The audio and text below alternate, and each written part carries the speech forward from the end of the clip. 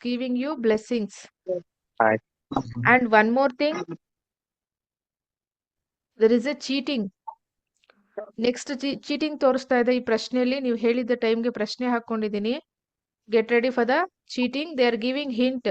Anybody asking you money regarding that finance or investment shares ಹೌದು, or ಬಡ್ಡಿ ಕೊಡ್ತೀನಿ.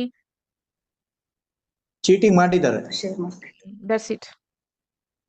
ಹಿ is giving hint. Forex market ಒಳಗೆ amount ಹಾಕಿದ್ದೆ, ಇನ್ನೂ ಕೊಡ್ತಾ ಇಲ್ಲ ಅವರು.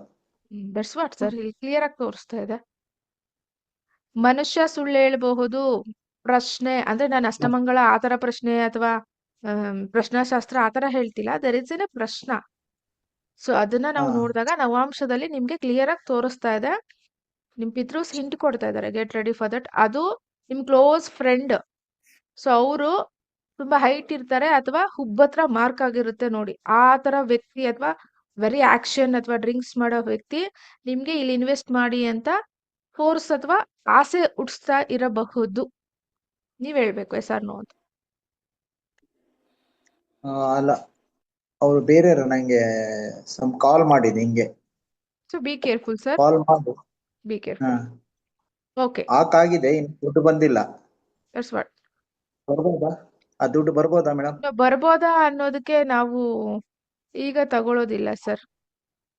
ದುಡ್ಡು ಬರೋದಿಲ್ಲ. ಪ್ರಾಪರ್ಟಿ ತೋರಿಸ್ತಾ ಇದೆ ನೋಡಿ. ಅವ್ರಿಗೆ ಪೊಲಿಟಿಕಲ್ ಬ್ಯಾಕ್ ಗ್ರೌಂಡ್ ಇರೋದ್ರಿಂದ ನಿಮ್ಗೆ ಹೆದರ್ಸ್ತಾ ಇರಬಹುದು. ಏನ್ ಮಾಡ್ಕೋತೀರಾ ಮಾಡ್ಕೊಳ್ಳಿ, ನಂಗೆ ಅವ್ರ್ ಗೊತ್ತು ಇವ್ರ್ ಗೊತ್ತು. ಕ್ಲಿಯರ್? Okay fine. ಈಗ ನಾವು ಮೇಡಮ್, ಈಗ ರಾಹು 9ನೇ ಮನೆ ಮತ್ತೆ ಸನ್ ಡೆಬಿಲಿಟ್ ಆಗಿರೋದ್ರಿಂದ ಈಗ ಪಿತೃ ಬೇಸಿಕಲಿ ರಾಹು ಕಾರಕ ಆಗಿದ್ರೆ, ಈಗ ಸನ್ ಡೆಬಿಲಿಟ್ ಆಗಿದ್ರೆ ಡಬಲ್ ಪಿತೃ ದೋಷ ತರ ಆಗುತ್ತಾ ಹೆಂಗೆ ಮೇಡಮ್? ಈಗ ಅದು ಇಲ್ಲ ಪಿತೃದೋಷ ರಾಹುಂದೇನ್ ಪದನೇ ಕನ್ಸಿಡರ್ ಮಾಡಿದ್ರೆ? ಬಳಸ್ಲಿಲ್ಲ ನಾನು. ಪಿತೃದೋಷ ಪದನೇ ಬಳಸ್ಲಿಲ್ಲ. ಇಷ್ಟೊತ್ತು ನಾವು ಡಿಸ್ಕಷನ್ ಅಲ್ಲಿ ಪಿತೃದೋಷ ಪದ ಎಲ್ಲಾದ್ರೂ ಯಾರಾದ್ರೂ ಕೇಳಿಸ್ಕೊಂಡಿದೀರಾ? ನೋ. ಒಳ್ಳೇದದು, ಪಿತೃಗಳು ಪರವಾಗಿಲ್ಲ. ಸೊ ಇಲ್ಲಿ ನಾವೇನ್ ಮಾಡ್ಬೇಕು ಅಂತ ಹೇಳಿದ್ರೆ, ಆತ್ಮಕಾರಕ. ಸೊ ನೀಚ ಆಗ್ತಾ ಇದಾರಲ್ವಾ, ನೀಚ ಆಗ್ತಾ ಇರೋವಾಗ ನಾವು ಮಾಡಿದಾಗ ದೇವಿಯ ಅನುಗ್ರಹ ಜಾಸ್ತಿ ಸಿಗುತ್ತೆ. ತುಲಾ ರಾಶಿ, natural 7th house.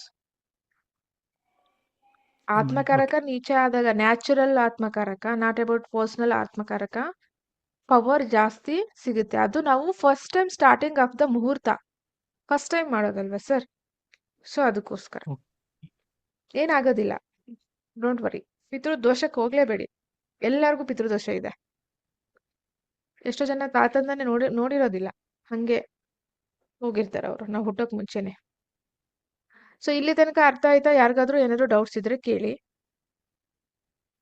And Rahu ದಶ ಯಾರಿಗ್ ನಡೀತಿದೆ ಅವ್ರು ಮಾತ್ರ 1-2-3 ಜನ ಮಾತಾಡಿ.